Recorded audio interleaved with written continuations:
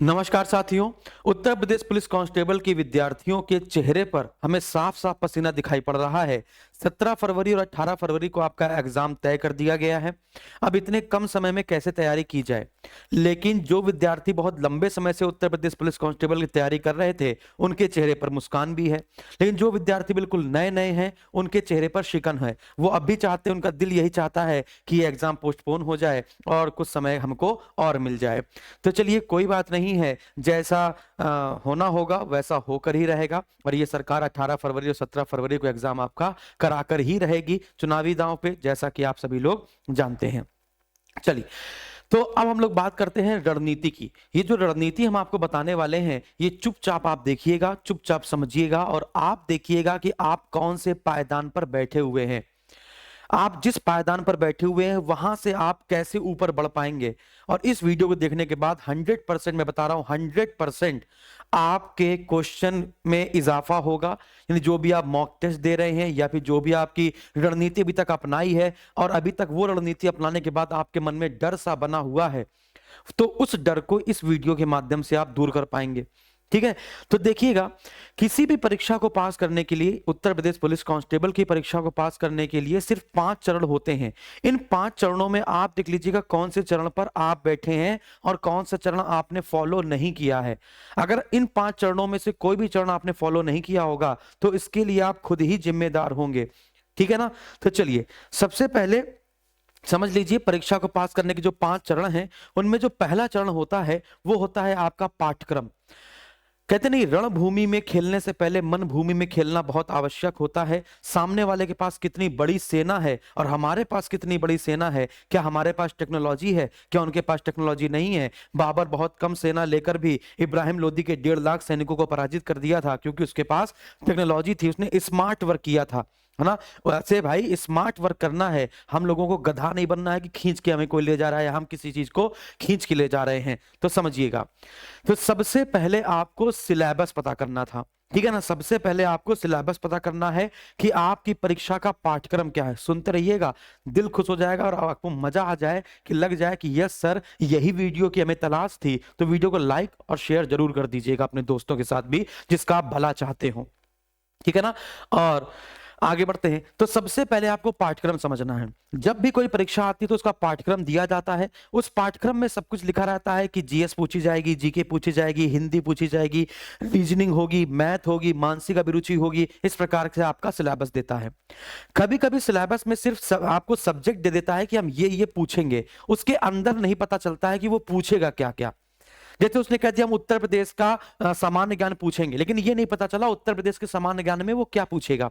उसने साफ साफ लिख दिया भारतीय इतिहास एवं राष्ट्रीय आंदोलन, लेकिन ये नहीं पता चल रहा है कि राष्ट्रीय आंदोलन तो पूरा पढ़ना है तो कौन सी किताब से पढ़ लें। क्या हम लोग एस के पांडे उठा के पढ़ लें, क्या हम लोग मतलब कौन सी बड़ी किताब उठा के पढ़नी है, छोटी किताब उठा के पढ़नी है, लूसेंट से काम हो जाएगा, पत्रिकाओं से काम हो जाएगा, किससे काम हो जाएगा। तो ये कैसे पता करें, यानी पाठ्यक्रम को समझना ही नहीं है कि पाठ्यक्रम आया उसको देख लिया, हाँ हाँ हाँ हाँ हाँ हाँ हाँ हाँ हाँ, नहीं, आपको बड़े अच्छे समझना। लिखा जैसे भारतीय इतिहास, तो भारतीय इतिहास में कभी कभी सिलेबस के अंदर देता है कि वो क्या क्या पूछेगा। जैसे आपने यूपी ट्रिपल एससी पेट का सिलेबस देखा था, है ना। हालांकि पेपर पेट के सिलेबस से बाहर आया, लेकिन इस प्रकार हम लोगों ने बगावत भी करी, है ना, कि भैया ऐसा नहीं होना चाहिए। लेकिन वो आपके लिए कठिन नहीं था। पेपर कठिन आएगा तो सबके लिए कठिन आएगा, सरल आएगा तो सबके लिए सरल आएगा। एक बात को ध्यान रखना है, बात समझ में आ रही है। अगर सब जगह हाहाकार है, पेपर कठिन है कठिन है कठिन है और आपका पेपर भी खराब हो गया है, तो ज्यादा लोड नहीं लेना है, क्योंकि सभी लोगों को खराब हुआ है। जिसने जितना भी सिलेबस में था सब लोग वो पढ़ के गए और पेपर कठिन आया तो सभी लोगों के लिए कठिन आया। सभी लोग उस क्वेश्चन को गलत करके आए होंगे, या फिर जिसने माता रानी का आशीर्वाद लिया होगा उन्हें तुक्का मारा होगा और सही हो गया होगा। ठीक है ना। तो चलिए, तो सबसे पहले आपको सिलेबस को अच्छे से समझना है। अब क्वेश्चन ये है, सर समझ में नहीं आ रहा है कि क्या है सिलेबस, मुझे सिलेबस नहीं समझ में आ रहा है। तो आपको क्या करना है, प्रीवियस ईयर के पेपर उठाने हैं। अगर वो 10-12 शिफ्ट में हुए हैं, यानी 20-25 पेपर भी अगर आपको मिल गए या 10-12 पेपर भी आपको मिल गए प्रीवियस ईयर के पेपर के, तो बहुत ही सोने पर सुहागा हो जाएगा। फिर प्रीवियस ईयर के पेपर को आप देखिए और उसमें से आपको पता करना है कि हिस्ट्री में कितने क्वेश्चन आते हैं, पॉलिटी में कितने क्वेश्चन आते हैं, ज्योग्राफी में कितने क्वेश्चन आते हैं, रीजनिंग के कितने क्वेश्चन आते हैं। जैसे पिछली बार यूपी पुलिस कांस्टेबल में रीजनिंग के लगभग 56 प्रश्न दे दिए थे और मैथ के जो क्वेश्चन थे वो उठाकर कम कर दिए और 19-20 प्रश्न पूछे गए सिर्फ मैथ में। क्या इस प्रकार भी यही हो सकता है? क्या मैथ इस प्रकार भी कम की जा सकती है कि इस बार भी 20-25 क्वेश्चन आएंगे, बाकी क्वेश्चन मानसिक अभिरुचि के डाल दिया जाएगा? तो ये एक है ना क्वेश्चन मार्क है। लेकिन आपने प्रीवियस ईयर के पेपर से ये समझा कि मैथ के 19-20 क्वेश्चन आते हैं, लेकिन हमको पढ़ने तो 37-38 के हिसाब से हैं। बात समझ में आ रही है? तो आप अपनी तैयारी 37-38 के हिसाब से करेंगे। अब क्वेश्चन 19 देता है कि 20 देता है, वो आपके उसके ऊपर डिपेंड है। आपको ऐसा नहीं करना है कि मैथ में 19 क्वेश्चन आते हैं, अबे छोड़ देंगे यार, मानसिक अभिरुचि से क्वेश्चन उठा लेंगे, रीजनिंग से क्वेश्चन कर लेंगे। नहीं, ये नहीं करना है ना। हो सकता है इस बार रीजनिंग कम कर दे और रीजनिंग कम करने के बाद आपको मानसिक अभिरुचि मैथ के साथ बढ़ा दे, ठीक है ना। तो उसके लिए आप फिर रिस्पॉन्सिबल खुद हो जाएंगे। अब देखिएगा, नहीं समझ में आ रहा है तो आपको क्या करना है, प्रीवियस ईयर के पेपर देखने हैं। प्रीवियस ईयर के पेपर आसानी से उपलब्ध हो जाते हैं, ना जाने कितने पब्लिकेशन है, वो सारे प्रीवियस ईयर के पेपर को एक साथ बुक बनाकर आपको दे देता है। या तो टेलीग्राम पर मारे मारे फिरते हैं, या तो कोई भी कोचिंग इंस्टीट्यूट वाले हम ही आपको बहुत सारे प्रीवियस ईयर के पेपर आपको फ्री में दे देते हैं, ठीक है। फिर इसके बाद आप क्या करेंगे, सब्जेक्ट और टॉपिक को लिख ले। समझ में आ गया कि सिलेबस को समझे, समझने के बाद कौन कौन से सब्जेक्ट आ रहे हैं, history, geography, polity, economy, science, current affair, reasoning, है ना। इसके बाद मैथ, इस हिंदी, वो सारे सब्जेक्ट लिख लें। और सब्जेक्ट को लिखने के बाद प्रीवियस ईयर के पेपर से उसके टॉपिक लिख लें कि हिंदी में वर्णमाला पूछी नहीं गई या वर्णमाला से 2 प्रश्न पूछे गए, रस पूछा गया, छंद नहीं पूछा गया, अलंकार नहीं पूछा गया, अलंकार पूछा गया। तो आपने उसका एक रेशियो बना लिया कि हिंदी से कौन कौन सा टॉपिक पूछा गया था और कौन कौन सा टॉपिक नहीं पूछा गया, ठीक है ना। तो ये आपकी पहली स्ट्रेटजी होती है सिलेबस को खगालना।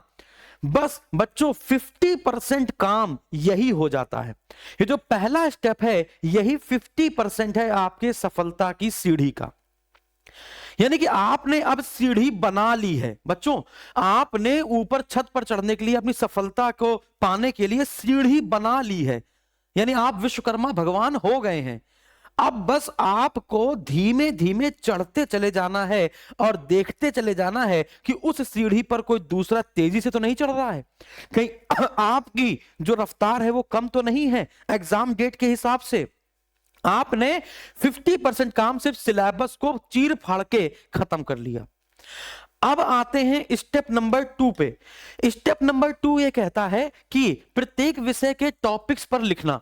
जो भी प्रत्येक विषय, जो भी सब्जेक्ट है उसका आपने टॉपिक लिख लिया, सारे टॉपिक लिख लिए। जस्ट इमेजिन कि आपने रीजनिंग के 14 चैप्टर लिख लिए, या रीजनिंग के 15 चैप्टर, 16 चैप्टर जो भी हैं, रीजनिंग के 16 चैप्टर लिख लिए। जो विद्यार्थी पहले से तैयारी कर रहा है, एसएससी की तैयारी कर रहा है, यूपी ट्रिपल एससी की तैयारी कर रहा था, या फिर किसी अन्य एग्जाम की तैयारी कर रहा था और उसने पहले से ही रीजनिंग, जीके, जीएस, हिंदी ये सब पढ़ रखी थी, उसने पहले से ही कोई कोचिंग में पढ़ रखा था, हमारी कोचिंग में पढ़ रखा था, पहले से ही सब कुछ उसका तैयार था। अब उसको लगा रीजनिंग के यार 16 चैप्टर हैं, अब 16 चैप्टर में कई सारे चैप्टर उसको आते हैं। तो जैसे उसको मान के चलिए कि कोडिंग डिकोडिंग के सारे कॉन्सेप्ट आते हैं कि वर्णमाला विपरीत पूछा जाता है, ऐसे क्रॉस मल्टीप्लिकेशन पूछा जाता है, उसको पता चल गया कि मैं कोडिंग डिकोडिंग सारी आती है। तो अब क्या उसको टाइम वेस्ट करना चाहिए? बिल्कुल भी नहीं। उसको पता चल गया रीजनिंग के उसने 14 चैप्टर लिखे, 14 में से 8 चैप्टर उसको पूरी तरीके से आते थे और 6 चैप्टर नहीं आते थे।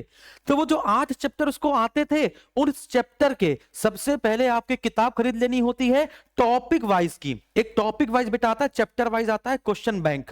समझ में आ गया? चैप्टर वाइज कि हिस्ट्री के सारे क्वेश्चन को अलग कर दिया, पॉलिटी के क्वेश्चन को अलग कर दिया, यूपी पुलिस भर्ती बोर्ड ने जितने भी अभी तक पेपर कराए थे उसका टॉपिक वाइज कर दिया जाता है। आपको मिली भी होगी, आपने खरीदी भी होगी, बहुत सारी किताबें आपको मार्केट में मिल जाती हैं।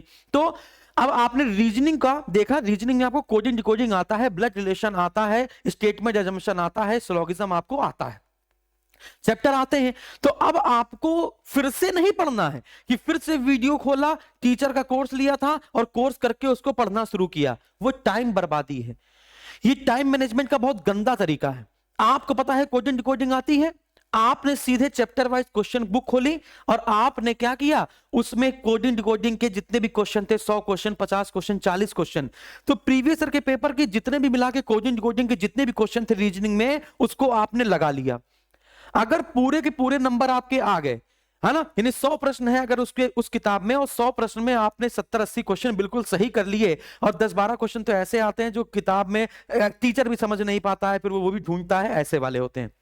यानी आपने अगर 80% क्वेश्चन कर लिए कोडिंग डिकोडिंग के, यानी जो जो चैप्टर आपको आते थे उसने प्रीवियस ईयर के पेपर के आपने 80 से 90% उसके क्वेश्चन सॉल्व कर लिए। तो सॉल्व करने के बाद आपको एक चीज पता चल जाएगी कि कौन सा क्वेश्चन आपको नहीं आया और उसमें कौन सा पैटर्न लग रहा था। और अगर आपको वहीं से पता चल जाएगा, कोडिंग डिकोडिंग आपको पता था कि हमें आती है, हमें इतिहास आती है, लेकिन जब हम क्वेश्चन करने बैठे तो हमने देखा प्रीवियस ईयर के पेपर में कुछ क्वेश्चन ऐसे हैं जो हमको नहीं आए। जो नहीं आए उनकी लिस्ट बना ली हमने कि ये आते हुए भी हमको ये प्रश्न नहीं आए। अब उसके लिए आपने जिसका कोर्स खरीदा है उस कोर्स से वो टॉपिक या वो वीडियो उठाकर आपको देख लेना है। टाइम बहुत कम लगेगा इसमें। समझ में आ गया? तो इस प्रकार से आपने मैथ में देखा कि टाइम एंड वर्क आपको आता है, तो आपने चैप्टर वाइज वही क्वेश्चन बुक उठाई और टाइम एंड वर्क के सारे क्वेश्चन उड़ा दिए। अब आपको लगा कि यार 3-4 क्वेश्चन हमारे फंस गए हैं, तो वो कौन से क्वेश्चन हैं जो यूपी पुलिस के पेपर में आए हैं लेकिन आपसे फंस गए हैं? तो उसका कॉन्सेप्ट आपको जानने के लिए फिर टाइम एंड वर्क जो आपने कोर्स खरीदा हुआ है उसको क्लास खोली और देखा सर ने वैसा टाइप आपको पढ़ाया है कि नहीं पढ़ाया, पढ़ाया है तो उसको पढ़ दिया। तो आपको पूरा वीडियो देखने की जरूरत नहीं है। आपको टाइम एंड वर्क की सर ने 4 से 5 क्लास कराई कि 4-5 क्लास लगातार 2-3 घंटे बैठ के पढ़ रहे हैं, उसकी कोई जरूरत नहीं है। आपको आता है तो नहीं आता, जो विद्यार्थी बिल्कुल न्यू कॉमर्स था उसको पूरा का पूरा सिलेबस छांटना है, फिर एक कोर्स खरीद लेना है। एक कोर्स खरीदने के बाद जिसको जो टीचर आपको अच्छा लगे, हो सकता है जीके जीएस आपको हमसे अच्छी लगे, हो सकता है मैथ आपको कपिल सर से नहीं अच्छी लगी, मैथ किसी और टीचर से अच्छी लगी, रीजनिंग किसी और टीचर से अच्छी लगी। तो जो आपके मन पसंदीदा टीचर हो, जिनकी बात आपके दिमाग में खोपड़ी में छपती हो, उसका एक एक कोर्स खरीद लो। और ऑनलाइन आजकल कोर्स इतना सस्ता हो गया है कि सांस लेना उससे ज्यादा महंगा है। ठीक है ना? तो आपने लगभग वही मान चलिए कि 1000-2000 या 3000 रुपए में आपने पूरा यूपी पुलिस के 4-5 कोर्स खरीद लिए अपने पसंदीदा टीचर की। समझ में आ गया? बहुत बढ़िया। और अपने पसंदीदा टीचर से आपने पढ़ना शुरू किया। आगे बढ़ते हैं। फिर ऐसे आपने क्या किया, अपनी चीजों को मतलब अच्छी तरीके से भली भांति सजोया।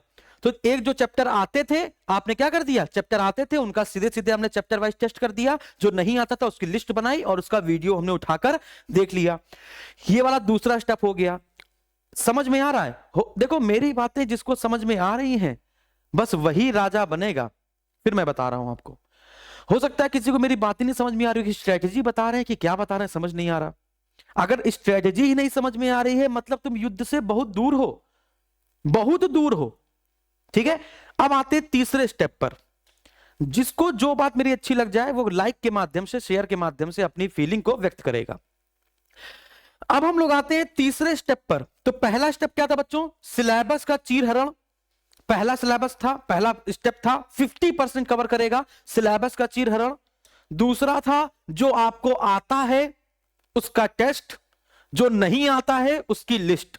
ठीक है? जो आपको आता है में नहीं आता है उसकी लिस्ट है ये। फिर इसके बाद जो आपको नहीं आता, जो क्वेश्चन देखकर आपकी आत्मा बाहर निकल के नाचने लगती है कि ये तो हम नहीं कर पाएंगे, ये तो हम नहीं कर पाएंगे, वो वाली चीज। जो टॉपिक आपने कभी नहीं पढ़े, जिनको देखकर आपके सर से सींग निकल आते हैं कि ये तुम नहीं कर पाओगे, तुम्हारी बस का नहीं, और तुमसे अच्छा कोई नहीं जानता है। तुम्हारी कमजोरी बच्चों तुमसे अच्छे कोई नहीं जानता है कि कौन से क्वेश्चन तुम्हें देखकर हवा निकल जाती है, आंखों से आंसू आ जाते हैं, उसकी लिस्ट बना लो। जो आपने नहीं पढ़े, जिससे डर लगता है, उसकी सूची बना लो। जैसे भक्ति काल के क्वेश्चन देखकर, है ना, हमें भक्ति करने का मन हो जाता है कि मध्वाचार्य किस समय के थे, कबीर दास किसके शासन काल में थे। ऐसे करते करते फिर मजीरा बजने लगता है दिमाग में कि तुम नहीं कर पाओगे बेटा। तो जो नहीं आता है, जिससे डर लगता है, जिसके क्वेश्चन तुम छोड़ के ही भागते हो, उसकी लिस्ट बनाओ। अब आप ये तो समझ गए होंगे कि मेहनत किस पर करनी थी, यानी असल परीक्षा किस पर थी। तो असली परीक्षा आपकी ये है। आपसे बेहतर कमजोरी आपकी कोई जानता नहीं है। आपने सूची बनाई, हो सकता है ये सूची बहुत लंबी हो, हर विषय का, हर टॉपिक का। समझ में आ गया? मेहनत सिर्फ उस पर करनी थी। अभी भी आपके पास समय है, अभी भी आपके पास अच्छा समय है, आप अभी भी ये वाला पार्ट कर सकते हैं, अभी भी ये पार्ट कर सकते हैं। अब जो आपने सूची बनाई है कि इस क्वेश्चन को देखकर, इस टॉपिक को देखकर मेरे तोते उड़ जाते हैं, अब डरना नहीं, डरना नहीं, बिल्कुल डरना नहीं। इस सूची को क्रॉस चेक करना है, then cross check in your previous year के पेपर कि भक्ति काल से क्या प्रीवियस ईयर के पेपर में किसी भी सेट में एको क्वेश्चन आया था? क्या बोर्ड एंड स्ट्रीम जो आपको नहीं आती, सिलोगिज्म जो नहीं आता है, स्टेटमेंट एजम्पशन जो आपको नहीं आता है, उसमें से कौन कौन से ऐसे टॉपिक हैं जो प्रीवियस ईयर के पेपर में नहीं आए हैं? यदि वो प्रीवियस ईयर के पेपर में नहीं आए हैं, बिल्कुल भी सूंघे भी नहीं गए हैं, तो एक चैन की सांस आप ले सकते हैं। इसके बाद आप उसको सेकंड प्रेफरेंस पर रख देंगे। सेकंड प्रेफरेंस अब बताता हूं क्या है, लेकिन जो आपने लिस्ट बनाई है और वो पीवाईक्यू में एक भी क्वेश्चन अगर फंसा हुआ है तो उस पर आपको प्रेफरेंस नंबर 1, सबसे पहले आपको वो टॉपिक मजबूत करने हैं, वो टॉपिक आपको पूरे मजबूत करने हैं। नहीं आता रट लो। मैंने कक्षा 10 में हाई स्कूल में मैथ रट ली थी और 56 नंबर ले आए थे। हमें मैथ बिल्कुल नहीं आती थी, बिल्कुल भी नहीं आती थी। समझ में आ गया?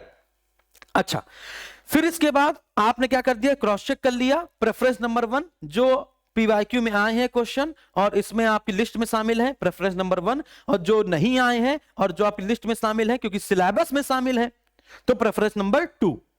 समझ में आ गया? ये हो जाएगा स्टेप नंबर 3। ये करने के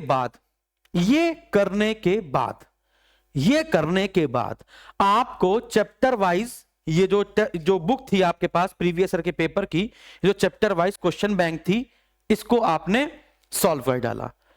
प्रीवियस ईयर के पेपर को चैप्टर वाइज चार्ट डाला, खत्म हो गया, खत्म हो गया। सिलेबस खत्म हो गया पूरी तरीके से, प्रीवियस ईयर के पेपर खत्म हो गए, बहुत बढ़िया। अब आते हैं सीधे आपके, अब आते हैं बच्चों सीधे आपके, ठीक है ना, चौथे चरण में। चौथा चरण होता है मॉक टेस्ट। मॉक टेस्ट सुनिएगा, मॉक टेस्ट कैसे किया जाता है। मॉक टेस्ट के 25 क्वेश्चन, 25 सेट कम से कम मॉक टेस्ट के लेकर चलो। शुरुआत के जो 5 मॉक टेस्ट होंगे उसमें आप सिर्फ ये देखना कि क्या आप 150 के 150 प्रश्न पूरे उतने समय में कर पाते हो जितना समय दिया जा रहा है। सबसे पहली बात कि क्या आप 2 घंटे, 1.5 घंटे, 2.5 घंटे, जितना भी समय आपको दिया जा रहा है बच्चों, क्या उतने टाइम में आपका टेस्ट हो जा रहा है? आप 5 टेस्ट एज अ प्रैक्टिस तौर पर करोगे। आप हो सकता है टाइम कम मिले जाए आपको और आप क्वेश्चन सॉल्व ही करते चले जाओ, हो सकता है आप फेल हो जाओ, और हो सकता है आप बहुत बुरी तरीके से निराश हो जाओ कि यार हमने सब कुछ किया लेकिन हम बुरी तरीके से निराश हो गए। लेकिन डरना नहीं है, ये 5 हमने इसीलिए तो करे थे कि हमने सिलेबस कंप्लीट कर लिया, हमको चीजें आ गई हैं, हमने मजबूती कर ली, हमारी कमजोर चीजों को भी हमने मजबूत कर लिया है, फिर भी हमारे साथ ये हुआ है। ये 5 एज अ टेस्ट लेकर चलेंगे। इसके बाद अब आपको देखना है उन 5 टेस्ट में कौन सा विषय या कौन सा ऐसा टॉपिक या कौन से ऐसे टॉपिक का कौन सा ऐसा प्रश्न था जिसने सबसे ज्यादा आपका टाइम कंज्यूम किया है, या जिस क्वेश्चन को आपने पूरी तरीके से छोड़ दिया है। निराशा हाथ क्यों लगी है, क्या ऐसा हुआ है इन 5 मॉक टेस्ट में, इसका आप समरी बनाएंगे, अपने व्यू रिजल्ट पे जाएंगे, व्यू रिजल्ट में देखेंगे आपकी एक्यूरेसी कितनी थी, कौन से क्वेश्चन को देखकर अभी भी आपके पसीने छूट गए। इन 5 मॉक टेस्ट को आप एक लिस्ट बना लेंगे। लिस्ट बनाने के बाद इन 5 मॉक टेस्ट को छोड़कर फिर वापस अपने किस चरण पे जाएंगे, वापस अपने चौथे चरण में जाएंगे। हो सकता है कि आपको तीसरे चरण में जाएंगे, हो सकता है आपको दूसरे चरण में भी आना पड़े कि जो आपको लग रहा था कि आपको आता है लेकिन वही आपको गच्चा दे गया। क्या हो सकता है जो आपको लग रहा था यार हमें ये नहीं आता, हम डर जाते हैं, अब भी ये क्वेश्चन हमसे नहीं हो पा रहे हैं, फिर से आपको मेहनत यहां पर करनी पड़ेगी। तो यहां पर आपको पता चला कि यहां पर किससे निराशा हासिल लगी, उसका रीजन आपने बनाया, सूची बनाई, then practice, then practice, then practice. 5 5 5 5 5। और विश्वास मानो, भाई का विश्वास मानो, हमारे 13 साल के करियर का विश्वास मानो, लास्ट वाले जब 5 मॉक टेस्ट लगाओगे ना, जो समय आपको दिया गया है उससे बहुत कम समय में आप लास्ट के 5 मॉक टेस्ट 100% एक्यूरेसी के साथ, 100% सफलता के साथ, आपको अगर 10,000 लोगों ने भी मॉक टेस्ट दिया है, इस रणनीति के बाद आपको टॉप 3 में या टॉप 1 में या टॉप 5 में आने से कोई माइकलाल रोक नहीं सकता। बात समझ में आ गई होगी। बस यहीं से आपके हम अपनी वाणी को विराम देते हैं, वीडियो को बहुत बड़ा नहीं करते हैं, ठीक है ना। अगर आपको रोंगटे खड़े हो गए हो, लग गया हो, और आप अब किस स्टेप पर हैं, कितने दिन में अब आप क्या करना चाहते हैं, वो आपसे बेहतर कोई नहीं जानता है, आपकी क्षमता से बेहतर कोई नहीं जानता है। मैं नहीं जानता हूं कि आप 6 घंटे पढ़ सकते हैं लगातार कि 12 घंटे पढ़ सकते हैं। भाई 12 घंटे लगातार पढ़ना और 12 घंटे में लगातार पढ़ा हुआ याद रखना, दोनों में अंतर होता है।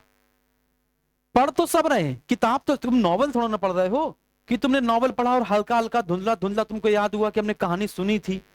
तुम्हें भाई फैक्ट याद रखना पड़ेगा, 1979, 1950, 1931, ये ऐसे डेट याद रखनी पड़ेगी। वो कब याद होगी?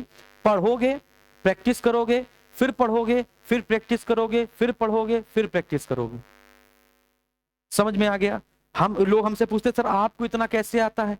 भाई 13 साल से हम वही चीज बार बार रिपीट कर रहे हैं, बार बार रिपीट कर रहे हैं। जब शुरुआत में जब हमने पढ़ाना शुरू किया था 10-11 में, तब हम खुद ही ऐसे किताबी अच्छी चीज लेके जाया करते थे। आज मैंने अपनी अंदर की बात बता दी, नॉर्मल वाली। समझ में आ गया? तो इसके जेब में रखे रहते थे, कुछ भूल जाते थे, खोल के देख लेते थे पोडियम के पास, हाँ अच्छा ये था क्या। जब शुरुआत में मतलब ऐसे करके सीखता है आदमी। तुम भी भूल जाओ, किताब देखो, देखते रहो देखते, लेकिन किताब के आदी मत बनो। बैसाखी पकड़ मत लेना कि हर चीज को देख कर ही पढ़ाओगे या हर चीज को देख कर ही करोगे। ये बात आपको समझ में आ गई हो तो बस मैं अपनी वाणी को विराम देना चाहूंगा, और इतना फैला देना बच्चों इस वीडियो को, है ना, कि दिल खुश हो जाए मेरा। और अब हम बताएंगे मॉक टेस्ट में पूरे पूरे नंबर कैसे लाए जाए, कौन सी स्ट्रेटजी कैसे फॉलो की जाएगी। बहुत बहुत धन्यवाद, थैंक यू वेरी मच।